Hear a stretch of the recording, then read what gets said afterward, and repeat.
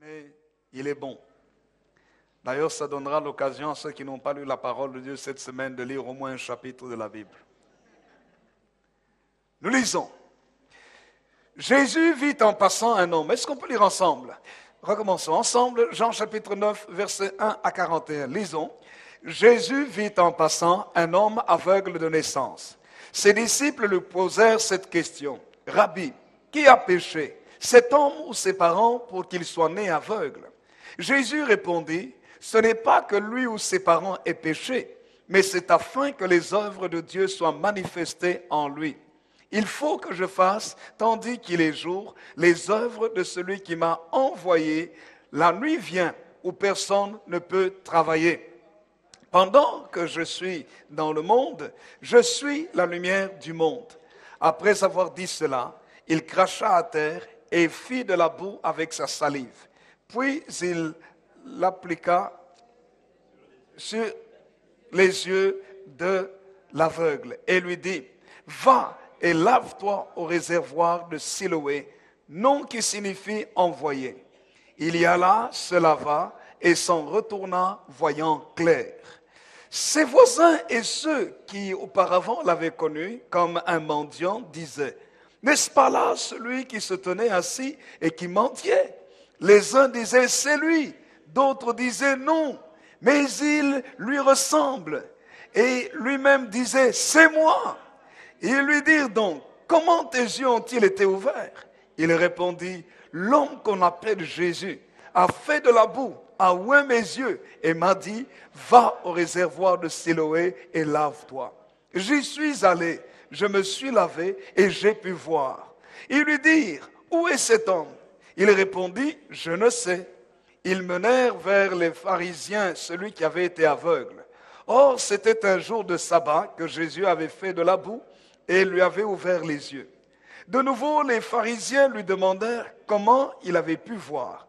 Et il leur dit, « Il a appliqué de la boue sur mes yeux, je me suis lavé et je vois. » Sur quoi quelques-uns des pharisiens dirent, « Cet homme ne vient pas de Dieu, car il n'observe pas le sabbat. » D'autres dirent, « Comment un homme pécheur peut-il faire de tels miracles ?» Et il y eut division parmi eux. Ils dirent encore à l'aveugle, « Toi, que dis-tu de lui sur ce qu'il t'a ouvert les yeux ?» Il répondit, « C'est un prophète. » Les Juifs ne crurent point qu'il avait été aveugle et qu'il avait pu voir jusqu'à ce qu'ils aient fait venir ses parents. Et ils les interrogèrent, disant, « Est-ce là votre fils que vous dites être né aveugle? Comment donc voit-il maintenant ?»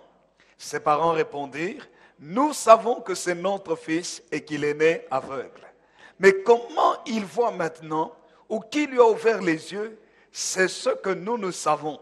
Interrogez-le lui-même, il a de l'âge, il parlera de ce qui le concerne. » Ses parents dirent cela parce qu'ils craignaient les Juifs, car les Juifs avaient déjà convenu que si quelqu'un reconnaissait Jésus pour le Christ, il serait exclu de la synagogue. C'est pourquoi ses parents dirent, « Il a de l'âge, interrogez-le lui-même. » Les pharisiens appelèrent une seconde fois l'homme qui avait été aveugle et lui dirent, « Donne gloire à Dieu. Nous savons que cet homme est un pécheur. » Il répondit, « S'il est un pécheur, je ne sais. Je sais une chose, ce que j'étais aveugle et que maintenant je vois. » Ils lui dirent, « Que t'a-t-il fait? Comment t'a-t-il ouvert les yeux ?» Il leur répondit, « Je vous l'ai déjà dit et vous n'avez pas écouté. Pourquoi voulez-vous l'entendre encore? Voulez-vous aussi devenir ses disciples? » Ils l'injurièrent et dirent, « C'est toi qui es son disciple. Nous, nous sommes disciples de Moïse. Nous savons que Dieu a parlé à Moïse, mais celui-ci, nous ne savons d'où il est. » Cet homme leur répondit, « Il est étonnant que vous ne sachiez d'où il est, et cependant il m'a ouvert les yeux. Nous savons que Dieu n'exauce point les pécheurs, mais si quelqu'un l'honore et fait sa volonté, il exauce. Jamais on n'a entendu dire que quelqu'un ait ouvert les yeux d'un aveugle né. Si cet homme ne venait pas de Dieu, il ne pourrait rien faire. » Il lui répondit, « Tu es né tout entier dans le péché et tu nous enseignes. » Et ils le chassèrent. Jésus apprit qu'il l'avait chassé et l'ayant rencontré, il lui dit, « crois-tu au Fils de Dieu? Il répondit, et qui est-il, Seigneur, afin que je croie en lui? Tu l'as vu, lui dit Jésus, et celui qui te parle, c'est lui. Et il dit, je crois, Seigneur, et il l'adora. Puis Jésus dit, je suis venu dans ce monde pour un jugement, pour que ceux qui ne voient point voient, et que ceux qui voient deviennent aveugles. Quelques pharisiens qui étaient avec lui, ayant entendu ces paroles, lui dirent, nous aussi sommes-nous aveugles? Jésus leur répondit, si vous étiez aveugles, vous n'auriez pas de péché. Mais maintenant vous dites, nous voyons. C'est pour cela que votre péché subsiste. Amen. Est-ce que nous pouvons acclamer la parole de Dieu ensemble? Béni soit le nom du Seigneur. Gloire au Seigneur. Alléluia. Cette histoire merveilleuse commence par une tristesse. La tristesse dans la vie d'un homme. Un homme qui a subi les lois de la nature. Les lois parfois dures de la nature. Il n'a pas choisi de naître comme il était né, c'est-à-dire aveugle. Il n'a pas choisi. Aucun de nous ne choisit notre naissance. Nous n'avons pas choisi d'être homme ou femme. Nous n'avons pas choisi notre nationalité. Nous n'avons pas choisi notre taille. Nous n'avons pas choisi la couleur de notre peau. Nous n'avons rien choisi. Mais les choses se sont produites telles quelles. Nous n'avons pas choisi parfois de venir au monde avec certaines malformations, certaines difficultés ou certaines anormalités par rapport aux autres. Est-ce qu'on peut me diminuer un peu, s'il vous plaît? Et la parole de Dieu nous dit ici que cet homme était né aveugle. Un homme aveugle de naissance. Et les disciples ont posé la question au Seigneur. Il dit, mais maître, qui a péché pour que cet homme soit né aveugle? Est-ce que c'est lui ou est-ce que ses parents? Et bien sûr, si c'est lui ou ses parents, il reçoit soit la malédiction venant de lui-même ou la malédiction provenant des parents. Ce qui est extraordinaire, c'est qu'il ne faut pas toujours voir une faute quand nous avons un problème. Et c'est ce que Jésus a voulu montrer à ses disciples. Il ne faut pas toujours voir un péché quand il y a une situation difficile dans la vie de quelqu'un. Jésus répond au verset 3, « Ce n'est pas que lui ou ses parents aient péché, mais c'est afin que les œuvres de Dieu soient manifestées en lui. » En d'autres termes, Jésus dit, là où vous voyez qu'il y a un problème, ne pensez pas que c'est à cause de ses parents ou lui, mais c'est pour que Dieu aussi puisse se glorifier. J'aimerais vous dire que chaque situation que nous pouvons traverser, dans laquelle nous pouvons être, aussi difficile soit-elle, est une situation qui doit nous prouver que Dieu est Dieu, qui doit nous amener à comprendre que le Seigneur est le Seigneur de gloire. Sinon, Dieu ne serait pas Dieu si tout était facile. Il faut qu'à un moment donné, qu'il y ait des choses difficiles et que nous puissions effectivement invoquer Dieu et qu'il transforme la situation pour que nous puissions dire, là, ça c'est la manifestation de la gloire de Dieu. C'est que Dieu est réellement Dieu et nous savons que Dieu est réellement Dieu. Mais parfois, Dieu, dans sa souveraineté, permet que nous venons dans le monde avec certaines difficultés ou que, durant notre vie, nous rencontrons certaines situations pour qu'il fasse éclater sa gloire. Dites à votre voisin, Dieu veut toujours faire éclater sa gloire dans ta vie. Dites-lui, c'est pourquoi ne pleure pas, espère en Jésus-Christ. Qui est l'agent? Qui est l'agent qui va manifester la gloire de Dieu? Et la Bible nous montre ici que c'est réellement le Seigneur Jésus-Christ, parce que lui-même, il est Dieu. Dans le chapitre précédent, dans Jean chapitre 8, Jésus a dit aux Juifs qui lui disaient, mais tu n'as pas encore 50 ans et tu as vu Abraham. Jean chapitre 8, verset 58, Jésus leur répond, en vérité, je vous le dis, avant qu'Abraham fût, je suis. Donc Jésus est en train de dire qu'il est le même je suis qui s'est présenté à Moïse dans Exode au chapitre 3, verset 14. Dieu a dit à Moïse, Dieu a dit à Moïse, va dire à mon peuple, celui qui suit m'a envoyé.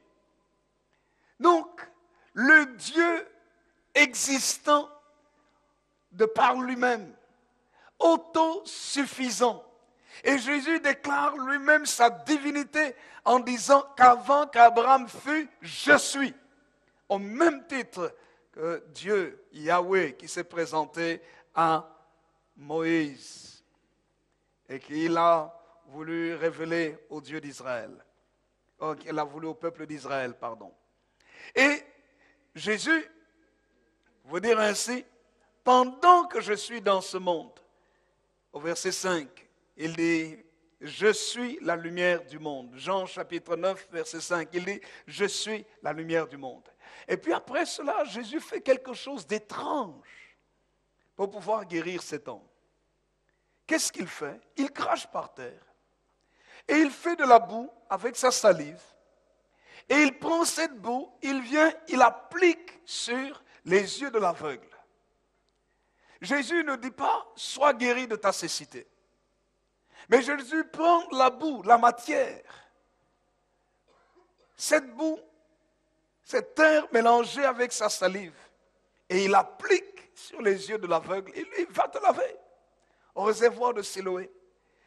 Et bizarrement parlant, l'homme accepte que Jésus lui applique la boue sur les yeux. Qui d'entre nous accepterait qu'on nous mette de la boue sur les yeux? Personne.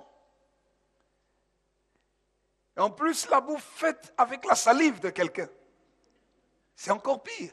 Si au moins c'était ne fût-ce que de l'eau. Mais la salive de quelqu'un. Mais cet homme a accepté. Il accepte et tout bonnement, il va au réservoir de Siloé, qui signifie envoyé.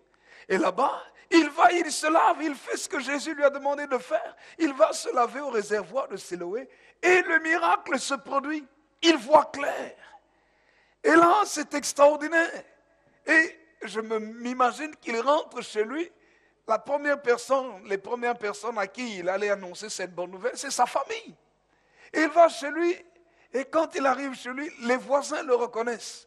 Les voisins le voient. Du moins, les voisins sont troublés de le voir. Et puis, les voisins commencent à parler entre eux. Et ils disent, mais celui-là, est-ce que ce n'est pas le mendiant?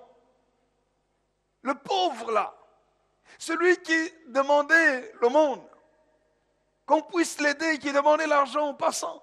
Est-ce que ce n'est pas lui le mendiant? Et les autres disaient non.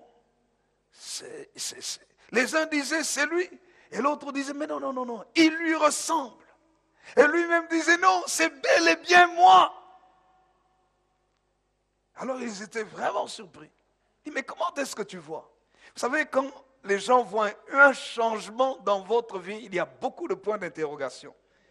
Et vous allez voir dans ce texte combien il y a des interrogations. Il a été même amené dans un interrogatoire auprès des pharisiens, auprès des juifs.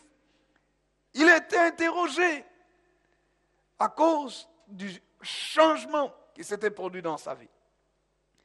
Alors il raconte le témoignage, il dit non, voilà l'homme qu'on appelle Jésus. Vous voyez, il dit l'homme qu'on appelle Jésus. Pour lui, Jésus, c'était un homme célèbre, ou un homme quelconque, mais qui portait un nom. Il dit l'homme qu'on appelle Jésus a fait de la boue, a oint mes yeux, et m'a dit va au réservoir de Siloé et lave-toi. Et j'y suis allé. Je me suis lavé et j'ai pu voir. C'est comme s'il y a comme une espèce de grande simplicité dans la vie de cet homme. Je suis allé, je me suis lavé et j'ai pu voir tout bonnement. Et il pose la question, les gens lui posent la question, mais où est-il cet homme? Il dit, mais je ne sais pas.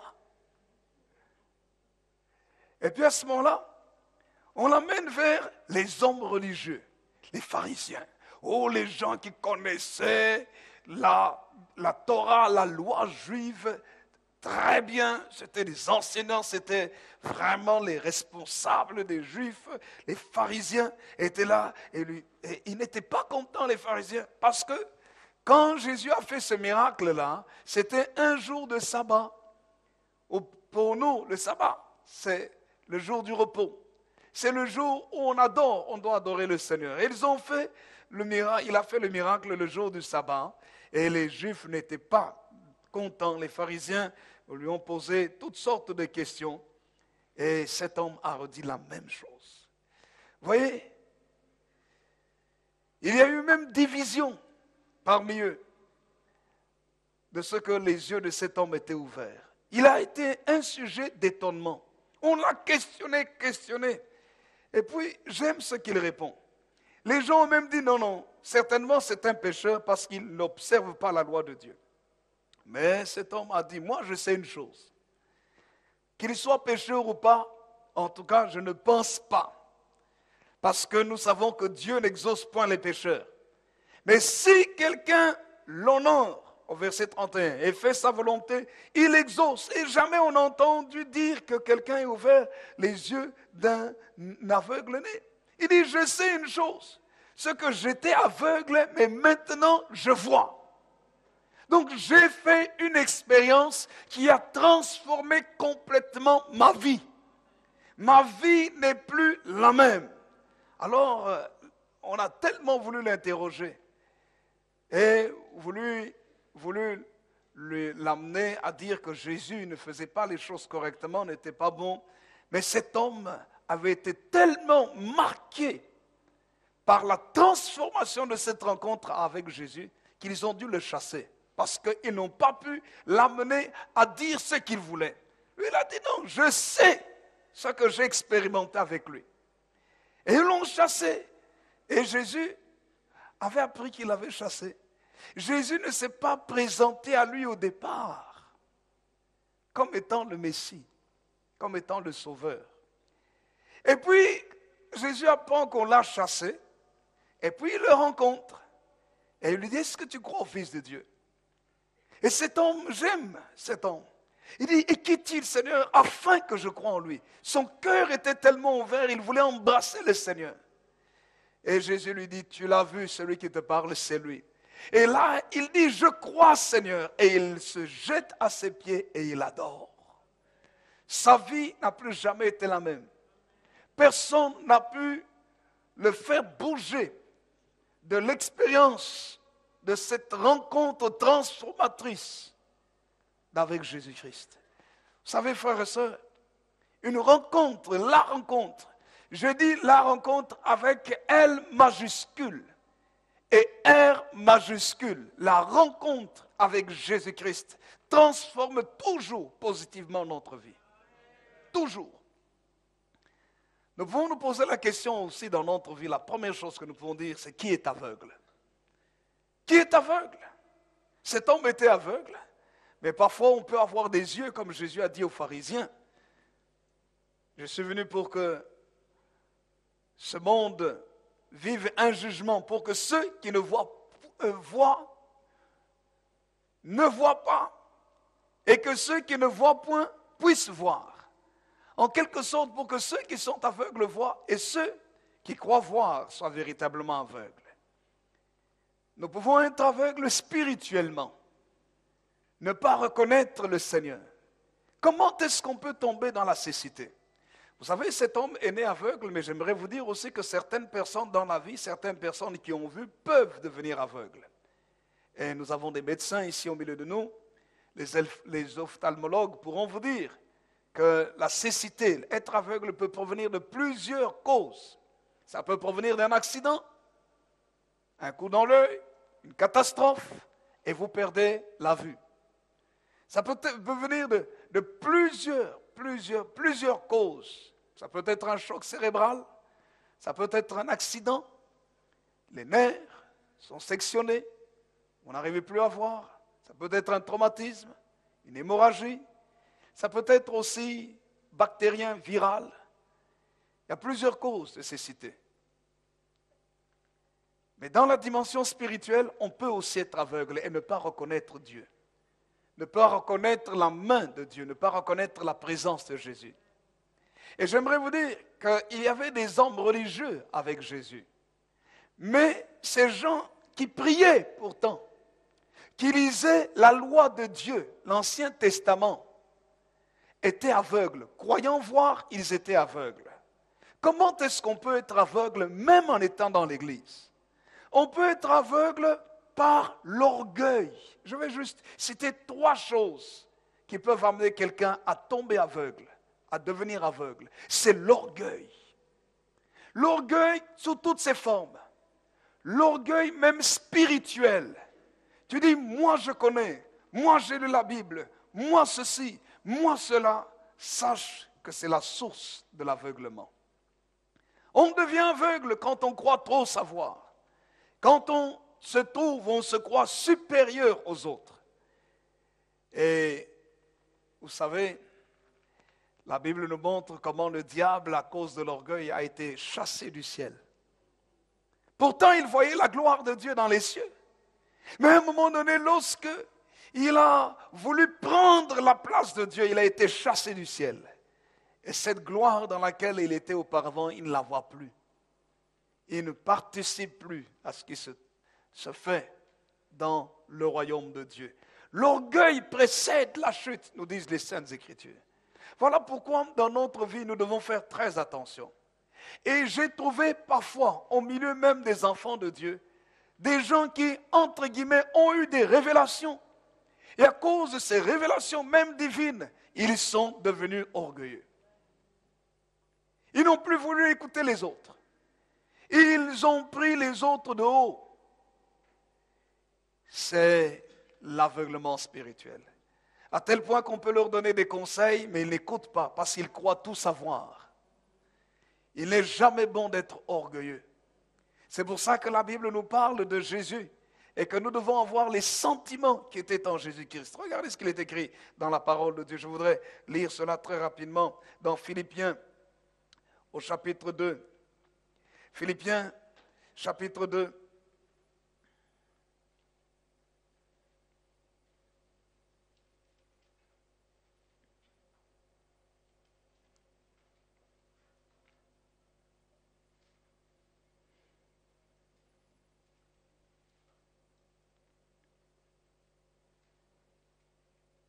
Voici ce qu'il est écrit.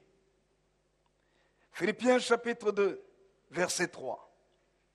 Ne faites rien par esprit de parti ou par vaine gloire, mais que l'humilité vous fasse regarder les autres comme étant au-dessus de vous-même. Amen. Regardez l'exemple de Jésus lui-même. Verset 4. Que chacun de vous, au lieu de considérer ses propres intérêts, considère aussi ceux des autres. Ayez en vous les sentiments qui étaient en Jésus-Christ.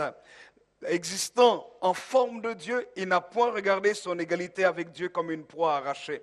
Mais il s'est dépouillé lui-même en prenant une forme de serviteur, en devenant semblable aux hommes. Il a paru comme un vrai homme ou un simple homme. Regardez le verset 8. Il est écrit, il s'est humilié lui-même, se rendant obéissant jusqu'à la mort, même jusqu'à la mort de la croix. C'est pourquoi aussi Dieu l'a souverainement élevé et lui a donné le nom qui est au-dessus de tout nom, afin qu'au nom de Jésus, tout genou fléchisse dans les cieux, sur la terre et sous la terre, et que toute langue confesse que Jésus-Christ est Seigneur à la gloire de Dieu le Père. Amen. Quelqu'un dit un vrai Amen. L'humilité est quelque chose de très, très, très important.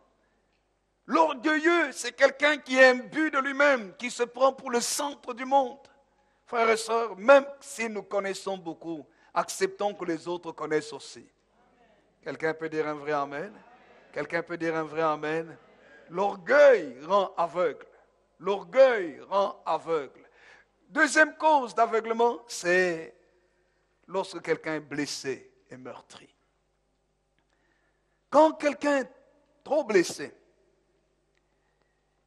parfois, il ne voit pas que l'on veut lui faire du bien. Moi, je me rappelle un jour quand je pense que j'avais, je ne sais pas, j'étais adolescent, peut-être 14, 15 ans, je ne me rappelle plus très bien. Je m'étais brûlé avec une tasse d'eau bouillante, eau chaude. On était à table avec la famille, avec mes frères et mon père, et puis on causait, puis à un moment donné, j'ai fait, je ne sais pas quel mouvement, j'ai touché la tasse, elle s'est renversée sur moi, j'étais brûlé au 2e degré. Ça faisait mal. On m'a amené à l'hôpital.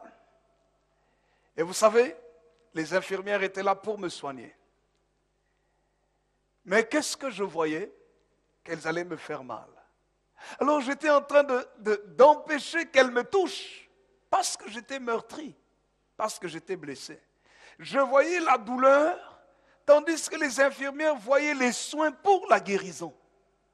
Quand quelqu'un est blessé, il ne voit pas le bien qu'on voudrait le faire.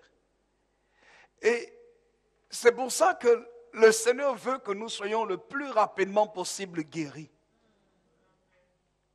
Si tu as quelqu'un de blessé avec toi, tu vas faire quelque chose de bien pour lui, il va mal interpréter en disant, tu fais ça pour dominer sur moi.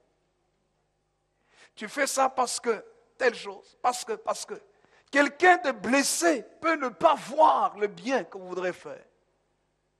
Il peut très mal interpréter une remarque que vous lui faites, ou même un compliment que vous lui faites. C'est pour ça qu'on a besoin d'être guéri. Troisième exemple d'aveugle, ce sont ceux qui ont trop souffert. Tu as souffert longtemps. Et nous le voyons dans l'exemple du peuple d'Israël. Dans Exode, à partir du chapitre 3, la Bible nous montre comment Dieu a appelé Moïse pour la libération d'Israël. Et vous savez, Israël avait tellement souffert. Pendant des années et des années, Israël a souffert.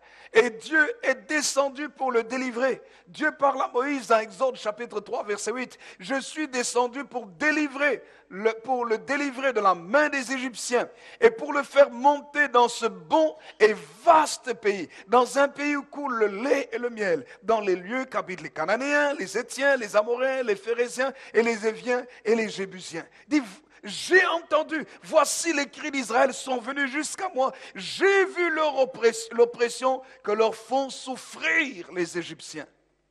Maintenant, va, je t'enverrai auprès de Pharaon et tu feras sortir d'Égypte mon peuple, les enfants d'Israël. Alléluia. Quelqu'un peut dire un vrai amen. Et la parole de Dieu nous dit que Moïse est retourné. Il est retourné. Il est parti en Égypte pour pouvoir libérer le peuple d'Israël. Mais vous allez constater que le peuple ne voyait pas ce que Moïse venait faire. Le peuple au départ, il était s'opposait parce que les situations ne s'amélioraient pas. Mais Pharaon rendait leur travail d'esclaves encore plus dur. Mais même quand ils sont sortis, quand Moïse les a libérés, Dieu les a libérés par la main de Moïse de l'Égypte. Vous allez constater que la souffrance ne fait pas voir aux gens les victoires qu'ils ont déjà eues. C'est pour ça qu'il faut être vite guéri de la souffrance. Des gens qui ont souffert, dès qu'ils ont une petite difficulté dans leur vie, ils prennent toutes les souffrances du passé et les ramènent devant eux. Ne laisse pas ton passé déterminer ton futur. Quelqu'un peut dire un vrai amen. Ne laisse pas ton passé bloquer ton avancée. Débarrasse-toi de ton passé. Laisse tes souffrances derrière toi. Et crois qu'avec le Seigneur, il y a un nouveau jour. Une nouvelle œuvre qui va s'accomplir dans ta vie.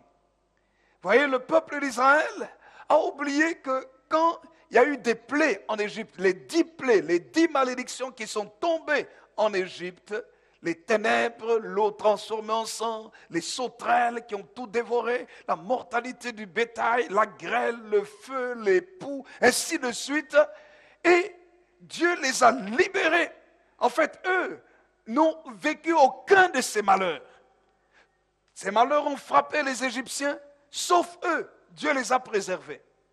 Quand la dernière plaie a frappé tout le royaume d'Égypte, la Bible nous montre que les premiers-nés sont morts. Les premiers-nés ont été tués, sauf les premiers-nés des Israélites, à cause du sang qui était placé sur les poteaux et sur les linteaux des portes. Quand ils sont sortis, Ils sont arrivés devant la mer Rouge. Ils ne savaient pas traverser la mer Rouge. L'armée de Pharaon était derrière. Dieu a dit à Moïse d'étendre son bâton sur la mer. La mer s'est séparée en deux. Ils ont traversé à pied sec. C'était un miracle de Dieu. Ils ont traversé, ils étaient de l'autre côté. Dieu a ramené la mer à sa place et les Égyptiens, l'armée de Pharaon a été engloutie dans la mer a été décimée. Ils étaient libres.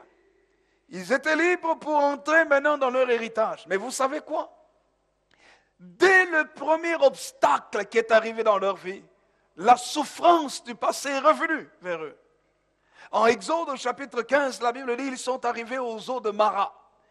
Le Mara veut dire amertume. L'eau était amère. Et qu'est-ce qu'ils ont commencé à faire? Ils ont commencé à pleurer. En disant, mais Moïse, tu nous as emmenés dans cet affreux désert pour que nous y mourions. Ils venaient d'oublier que Dieu les avait préservés des malheurs, que Dieu avait ouvert la mer Rouge et que ce même Dieu, même face aux obstacles, allait leur faire du bien. Vous voyez pourquoi la souffrance? Il faut beaucoup prier pour dire, si tu as souffert beaucoup, si tu as été rejeté par ta famille, si tu as été abusé, si tu as été traumatisé, si tu as vécu des expériences difficiles, il faut prier pour dire, Seigneur, change ma façon de voir. Que je ne vois pas toujours la souffrance, que je ne vois pas toujours les difficultés. Dès qu'il y a une opposition, que je ne puisse pas dire que je suis maudit. Dès qu'il y a une difficulté, que je ne puisse pas dire, voilà, ce qui m'est arrivé dans le passé, ça me poursuit encore. Non. Ça veut dire qu'il faut changer de mentalité. Il faut apprendre à voir les choses différemment. Vous voyez, quand on a trop souffert, on ne peut même pas voir le bien qui est devant nous.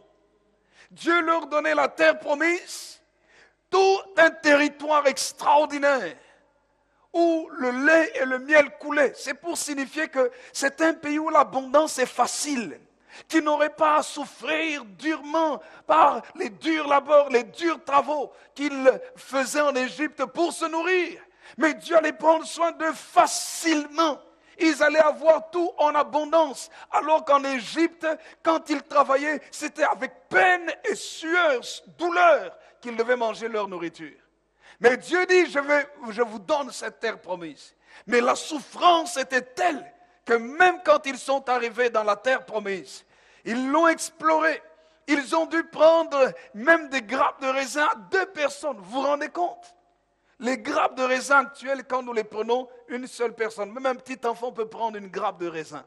Mais à cette époque-là, la fertilité du sol était telle que, l'abondance était telle que, une grappe de raisin devait être prise par 2 personnes. Et c'était ce territoire que Dieu leur donnait. Mais vous savez quoi? À cause de la souffrance, à cause de la force de Pharaon, quand ils ont vu la terre promise, ils étaient contents. Mais ils ont appris qu'il y avait des géants dans la terre promise. Les enfants d'Anak, les fils de géants, les Réphaïm et autres. Et ils ont dit à Moïse, non, ce pays, c'est vrai que c'est un bon et vaste pays. Mais il y a des géants là-bas, nous ne pouvons pas y entrer. La Bible dit, ils ont pleuré toute la nuit. Ils n'ont pas vu toutes les délivrances que Dieu leur avait accordées. Ils ne voyaient plus tout ça. Ils ne voyaient plus le beau territoire que Dieu leur donnait. Ils étaient aveugles. La souffrance est une mauvaise chose quand on la garde dans son cœur. Dites à votre voisin, libère-toi de ta souffrance. Vous savez, il y a des hommes qui font souffrir leurs femmes parce qu'ils ont vu. Ils ont peut-être été martyrisés par leur belle-mère. Tu as vécu avec la femme de ton père. Ce n'était pas ta mère qui t'a mise au monde, mais elle te tirait les oreilles, elle te griffait, elle t'a marqué, tu as des cicatrices sur toi parce qu'elle était méchante. Et quand tu te maries, la souffrance est telle que parfois tu fais même souffrir ta propre femme, en disant, tu ne sais pas comment moi, on m'a fait souffrir. Non, elle n'est pas là pour que tu souffres, elle est là pour que tu vives bien. Quelqu'un dit Amen. La souffrance nous rend aveugles. Alléluia. Mais la deuxième chose que nous devons dire, frères et sœurs, qui est aveugle, nous avions répondu. Deuxièmement, Jésus est la vraie lumière du monde. Même si on a été aveugle à cause de l'orgueil, à cause des blessures et meurtrissures, à cause de la longueur de la souffrance, il y a une réponse. Quelqu'un peut nous sortir de là, et c'est Jésus-Christ. Jésus lui-même a dit dans notre texte que nous avons lu, il dit ceci, « Je suis la lumière du monde ». Dans l'évangile de Jean, au chapitre 9, que nous avons lu, il est écrit dans la parole de Dieu. Jésus lui-même dit au verset 5, « Pendant que je suis dans le monde, je suis la lumière du monde. » Alléluia. Quelqu'un peut dire un vrai amen. Si quelqu'un veut bien voir, il doit s'attacher à Jésus. Quand on parle de voir, ce n'est pas seulement avec les yeux physiques. Jésus a guéri les yeux physiques, les yeux des aveugles. Mais on parle aussi des yeux de l'esprit. De comment voir ce qui est bon pour ta vie de tous les jours. Comment apprendre à reconnaître la bonne personne pour se marier avec. Comment reconnaître les bonnes personnes qu'il faut fréquenter. Comment reconnaître les choses qu'il faut faire pour pouvoir vivre correctement. C'est ça, celui qui voit. C'est celui qui voit les possibilités que le Seigneur a mises devant lui. Et Jésus lui-même dit, « Je suis la lumière du monde ». Il n'est pas seulement cette lumière pour la vie terrestre, mais il est aussi la lumière qui va nous diriger vers l'éternité, le ciel. Comment est-ce que nous pouvons vivre éternellement? Tous les hommes cherchent à vivre pour toujours. Tous les hommes cherchent à vivre éternellement. Mais la Bible nous répond, si quelqu'un veut vivre éternellement, il n'a qu'à accepter Jésus dans son cœur comme Seigneur et Sauveur. Point. C'est aussi simple que ça. Est-ce que vous savez que des milliards et des milliards, des milliers d'euros sont dépensés, en fait, dans la recherche, des milliers d'euros, de dollars, des milliards sont dépensés chaque année pour permettre à l'homme de vivre éternellement. L'industrie cosmétique aujourd'hui recherche ce qu'on appelle l'éternelle jeunesse. Vous avez une maman de 60 ans, 50 ans, 60 ans qui va se faire un lifting, qui va se faire opérer, chirurgie esthétique pour pouvoir toujours ressembler. Elle a 60 ans, mais elle veut ressembler à une fille de 20, 30 ans. Pour quelle raison? On va la condamner? C'est parce qu'il y a une recherche en elle. La recherche de la vie ou de l'éternelle jeunesse. Mais la Bible nous répond, mais qui veut une éternelle jeunesse n'a pas besoin de dépenser des milliers d'euros chez les esthéticiens. Il n'a qu'à faire une chose, accepter Jésus dans sa vie et attendre un peu. Attendre un peu. Attendre un peu. C'est juste les quelques années d'attente là. Ce n'est même pas une fraction de seconde à côté de l'éternité. Parce que quand Jésus va revenir, la Bible nous dit, puisqu'il nous donne la vie éternelle, nous aurons l'éternelle jeunesse pour l'éternité dans un temps sans fin. La gloire et la beauté. Mais la Bible dit, nous sommes une merveilleuse créature du Seigneur. Alléluia. C'est pourquoi quand on a Jésus dans sa vie, il y a des choses dont on ne s'inquiète plus. Les gens s'agitent et dépensent de l'argent à gauche, à droite, pour son corps, pour ceci, pour cela. Nous restons calmes, nous utilisons notre argent correctement pour faire du bien autour de nous. Béni soit le nom du Seigneur. Jésus est la lumière du monde.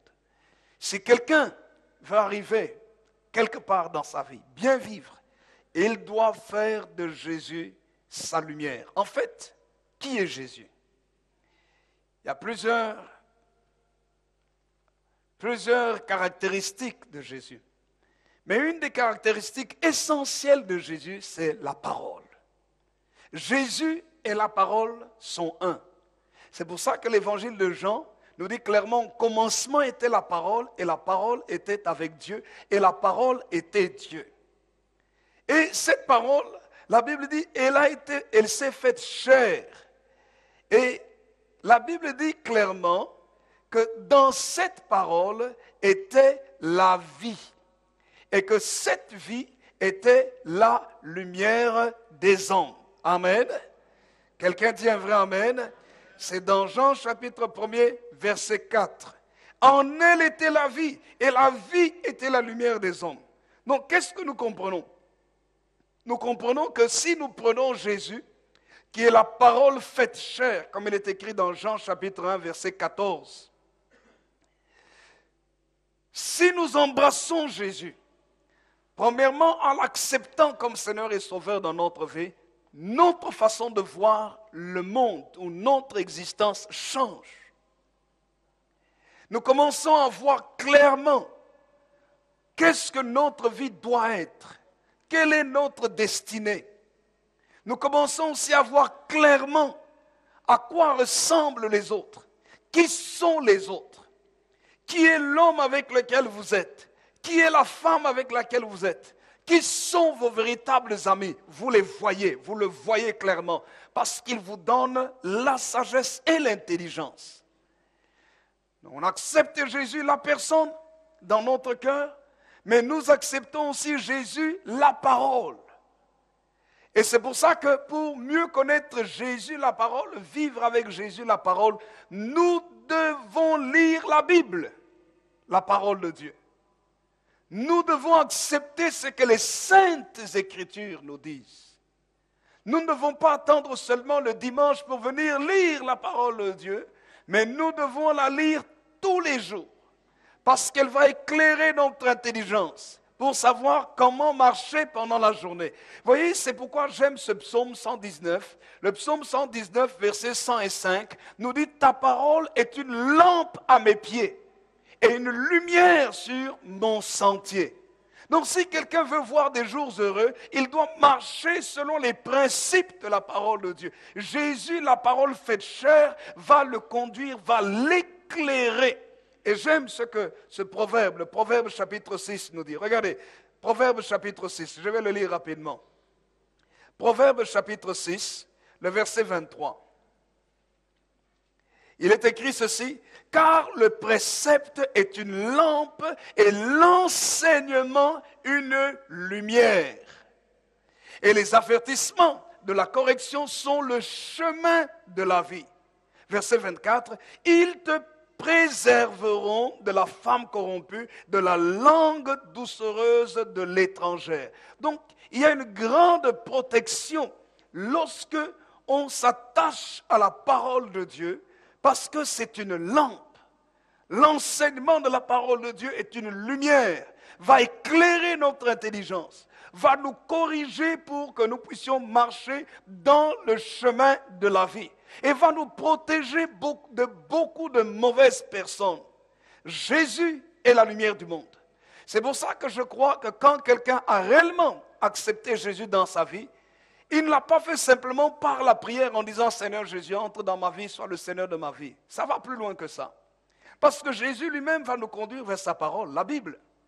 Ça veut dire que si quelqu'un a vraiment accepté Jésus dans sa vie, il doit se plonger à connaître le caractère de Jésus. Comment vas-tu connaître le caractère de Jésus? Juste en levant les mains en priant « Oh Seigneur, tu sais que je t'aime, tu sais que je t'aime, tu sais que je t'aime, tu sais que je t'aime ». Ça ne suffit pas.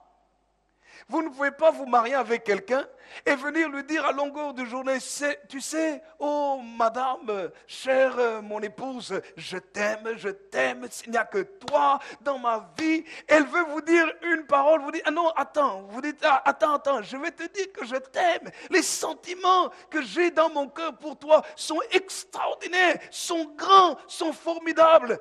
Et puis, elle veut dire encore un mot, dit, non, attends. Vous ne la connaîtrez jamais. Combien de gens ne sont pas comme ça avec le Seigneur?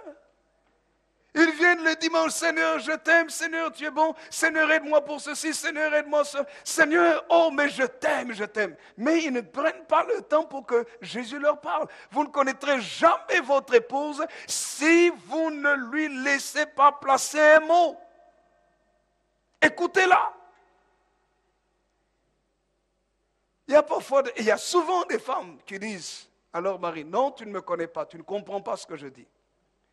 Et quand vous analysez, vous allez constater effectivement que dès que la femme veut dire quelque chose, l'homme dit, oui, attends, je sais ce que tu vas dire. Et puis elle dit, non, ce n'est pas ça que je voulais dire. Parce qu'on n'écoute pas. Il faut apprendre à écouter l'autre. De la même manière, il faut apprendre à écouter le Seigneur Jésus-Christ. Il faut apprendre à s'arrêter à un moment donné et à prendre la Bible. Et dire, Seigneur, parle-moi. Au plus vous lisez la parole, au plus vous le connaîtrez. Parce qu'au plus vous l'écouterez, de même au plus vous écoutez quelqu'un, au plus vous apprenez à le connaître, à connaître la personne. Il faut faire partie des gens qui écoutent les autres. Amen. Quelqu'un peut dire un vrai amen. Et au plus on écoute le Seigneur dans sa parole, au plus on est sage. Troisièmement, cet homme a rencontré Jésus. Effectivement, Jésus a été la lumière pour lui. Cet homme était aveugle. Mais quand Jésus l'a rencontré, cet homme qui vivait dans les ténèbres n'a plus vécu dans les ténèbres.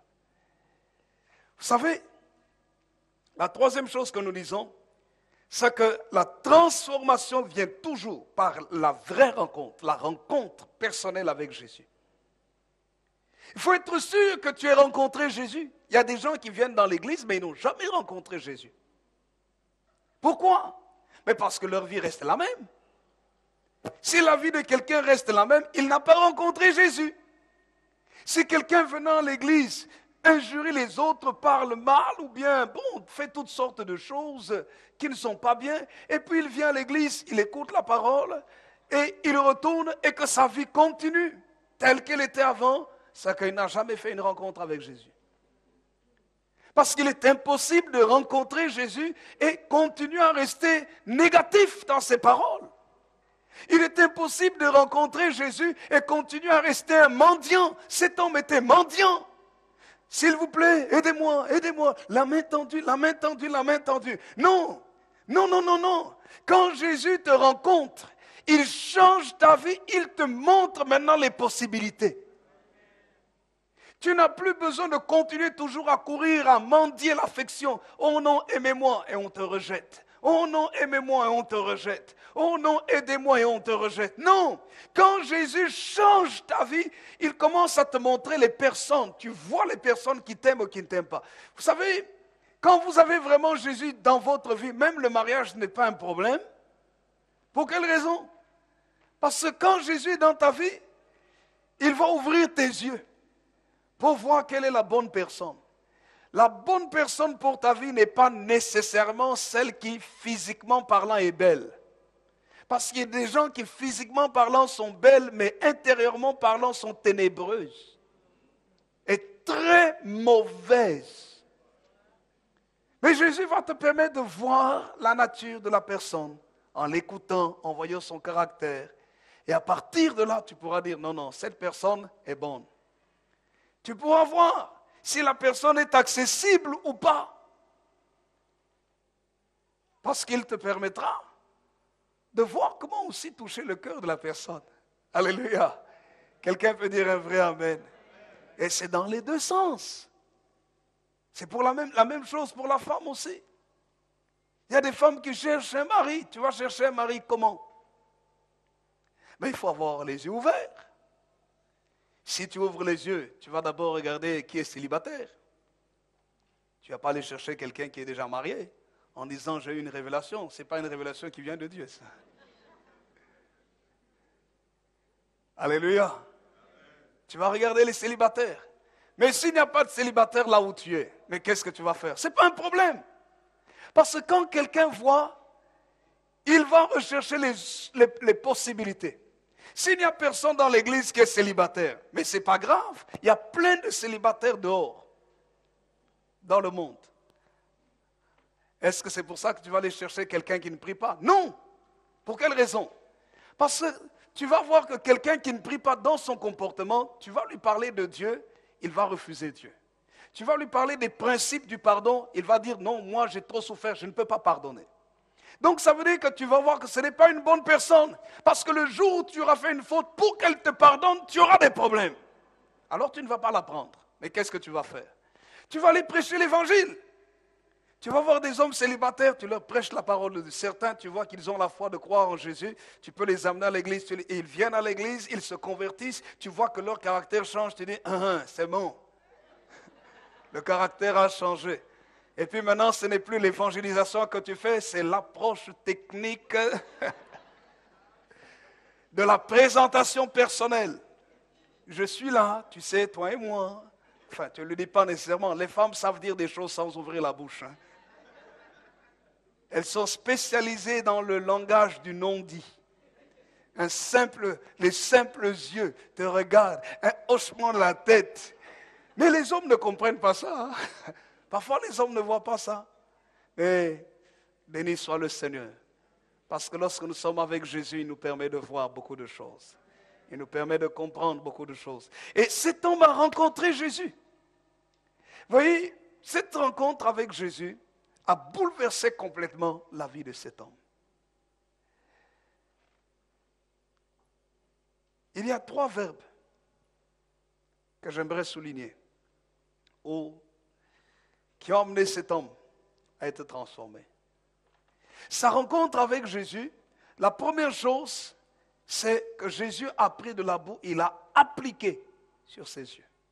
Il a appliqué la boue sur ses yeux. Je me suis posé la question depuis des années. Je me suis dit, pourquoi? Pendant des années, je m'étais posé la question, pourquoi est-ce que Jésus va prendre la boue? Il fait de la boue avec sa salive, il met ça sur les yeux et il va te laver. Et puis un jour, j'ai compris que quand Jésus a fait de la boue, c'est pour nous ramener dans le jardin d'Éden, pour nous faire comprendre que Jésus est le Créateur. De la même manière que l'homme a été créé à partir de la poussière de la terre, le Seigneur est capable de créer des organes à partir de la poussière de la terre. Alléluia. Il est le Créateur. Il a mis la boue, la terre, sur ses yeux et lui va te laver. Pourquoi est-ce que le Seigneur a fait ça? Le Seigneur a fait ça, il n'a pas guéri tout de suite, parce que deuxièmement, pour que le miracle se fasse, il fallait que cet homme accepte. Premièrement, Jésus a appliqué. Deuxièmement, cet homme devait accepter. Il devait accepter la boue. Il y a des choses que tu dois accepter dans ta vie. Parfois, c'est la boue. Écoutez, vous savez que parfois, quand vous vous convertissez, vous donnez la vie, vous donnez votre vie au Seigneur, les gens parfois vous prennent pour un fou. Comment est-ce qu'un homme aveugle, il a mis la boue sur ses yeux et il marche? Pendant qu'il marchait là, qu'est-ce que les gens allaient dire? Oh, il est sale. Il y a toutes sortes de commentaires sur lui. Quand parfois on accepte Jésus, tu commences à venir à l'église. Mais les gens commencent à dire, mais toi, tu es un peu bizarre. Ils commencent à reculer. Parfois te rejettent. Il dit, mais tu as perdu la tête. Tu es devenu fou. Tu es devenu malade. Mais pourquoi est-ce que Jésus permet ça? Jésus permet parfois qu'on te regarde mal pour voir la dimension de ta foi. Est-ce que tu l'écoutes lui plus que les critiques, les paroles négatives? Voilà que cet homme avait la boue sur les yeux et aveugle. Et il devait faire attention au chemin, aux repères qu'il avait d'habitude pour aller jusqu'au réservoir. Mais pendant tout ce trajet-là, les gens ne le voyaient pas. Si, les gens le voyaient. Avec la boue sous les yeux. Ah, c'est la période où parfois, quand tu acceptes Jésus, il y a parfois une période d'humiliation. Les gens racontent n'importe quoi sur toi, mais qu'est-ce que tu fais? Continue, persévère, n'abandonne pas, va de l'avant. La rencontre avec Jésus a permis à cet homme d'aller, c'est le 3e A. Accepter, appliquer premièrement, deuxièmement, accepter, troisièmement, il est allé vers le réservoir, où il a agi. C'est l'action. Le Seigneur nous appelle à être des personnes qui agissons. Quand il nous dit quelque chose, mettons cela en pratique. Et la Bible dit, il est allé au réservoir de Siloé. Il avait la foi de croire que ce que le Seigneur lui avait dit, le Seigneur effectivement allait faire quelque chose dans sa vie. Alléluia. Quelqu'un peut dire un vrai amen. Oh, alléluia. Béni soit le nom du Seigneur. Il est allé, il a accepté, il a agi par la foi. Est-ce qu'il était sûr d'être guéri? Il n'était pas sûr, mais il a obéi seulement. Quand Dieu nous dit des choses dans la Bible, est-ce que nous sommes sûrs? Non. Mais si nous avons la foi, nous croyons et nous obéissons, nous verrons le résultat. C'est la marche par la foi. C'est croire que ce que Dieu dit est vrai. La 4e chose que nous voyons. Donc, premièrement, qui était aveugle, nous avons dit. Deuxièmement, Jésus est la lumière du monde. Troisièmement, la transformation vient par la rencontre avec Jésus-Christ. Quatrièmement, ta transformation va étonner plus d'un. Je répète, ta transformation va étonner les gens. Plus d'une personne va être étonnée. Parce que la Bible dit, cet homme, quand il est parti, il a lavé ses yeux. Il était guéri. Le miracle s'est produit. Et à votre avis, vous croyez que maintenant il marchait comme avant, en tâtonnant, en disant, s'il vous plaît, aidez-moi? Non, non. Sa démarche a complètement changé. De la démarche hésitante, peut-être avec le bâton, sa démarche a changé. Certainement même sa position, sa tenue, comme il était, a complètement changé. Vous le voyez maintenant commencer à marcher d'un pas sûr, en regardant à gauche et à droite, en évitant les obstacles sans aucun problème. Ça veut dire par là, quand Jésus vient dans ta vie, même ta façon de te comporter, les gens changent. Ça change. Et les gens disent, non, c'est pas possible. Mais lui qui hésitait là, lui qui était timide, comment il n'est plus timide? Non, c'est lui, ce n'est pas lui. C'était le cas de cet homme. Ton pas est assuré. Quand tu dois même parler à quelqu'un, tu ne vas pas parler, non, avec hésitation, tu vas parler avec beaucoup plus d'assurance. Je peux m'imaginer cet homme qui avait été pendant toute sa vie dans les ténèbres. Qu'est-ce qu'il pouvait vivre? Il n'allait pas simplement marcher. Je peux imaginer que cet homme marchant, à un moment donné, il saute. À un moment donné, il s'arrête sur la rue. Il commence à danser. Il dit, ah, il n'y a pas de musique, hein, mais il danse bien. Et puis, il voit un petit ruisseau. Il fait exprès de sauter au-dessus du pourriturus. Parce qu'il voit. Alléluia. Sa vie a changé. Jésus l'a transformé. Cet homme pouvait commencer même à chanter. Il chante dans la rue. Il pouvait voir des gens de loin, de près, de loin. Salut, ça va? La joie se manifestait dans sa vie. Pourquoi? Parce que Jésus avait changé sa vie. La transformation s'était opérée. Vous voyez comment Jésus vient et transforme notre vie pour rendre notre vie meilleure et agréable. Et c'est ça que Jésus a fait. Vous savez, il a été un sujet d'étonnement. Quand le Seigneur opère des miracles dans ta vie, quand premièrement tu acceptes qu'il applique sa parole à toi, qu'il te fasse passer par certains chemins, tu acceptes, même si parfois c'est dur, même si parfois c'est le chemin de l'humiliation. Et quand tu vas au réservoir de Siloé, symbole de l'Esprit de Dieu, et que tu t'abreuves de l'Esprit de Dieu, la vie de Dieu va venir en toi, la transformation va s'opérer, et les gens qui te connaissaient ne vont plus te reconnaître. La Bible dit, les voisins commencent à parler entre eux. Ils disent, oh, c'est M. Gérald. Non. Mais si, c'est lui. Il a la même démarche. Il a le même corps. C'est Madame Gisèle. Non. C'est Mademoiselle Gudule. Non. Et c'est Kavina? Non. Si, c'est elle. Et les autres disent, mais non, non, non, non, parce que nous le connaissons. Quand lui marche, il marche comme ça. Nous le connaissons. Ses vêtements étaient toujours sales. Nous le connaissons. Il avait toujours l'habitude de marcher avec un petit pot pour demander de l'aide. Nous le connaissons. Mais celui-là, comment ça se fait qu'il marche avec tant d'assurance? Celui-là, comment ça se fait qu'il est propre? Ses vêtements sont propres. Les couleurs de ses vêtements sont bien agencées. Comment ça se fait? Celui-là, comment il a la joie comme ça? Non, c'est pas lui. Et lui-même dit, si, c'est moi. Frères et sœurs, quand Jésus change ta vie, les gens qui te connaissaient avant ne te reconnaissent plus. Parce que quelque chose de grand et de bon est arrivé dans ta vie. Nous pouvons acclamer le Seigneur. Béni soit le nom du Seigneur. Un changement va s'opérer dans ta vie. Et c'est ce qui est extraordinaire avec Jésus. Les pharisiens, c'est-à-dire même les gens qui prient très légalistes, les prieurs, tu es pécheur, il est aigri, il est dur.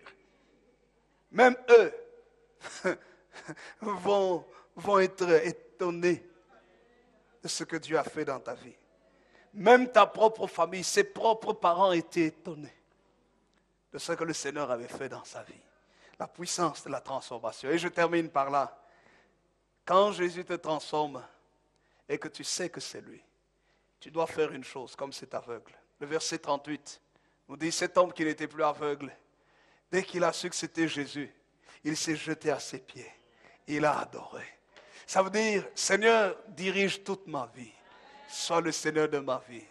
La transformation, la rencontre avec Jésus transforme toujours positivement notre vie. Que le Seigneur bénisse sa parole, qu'il vous bénisse.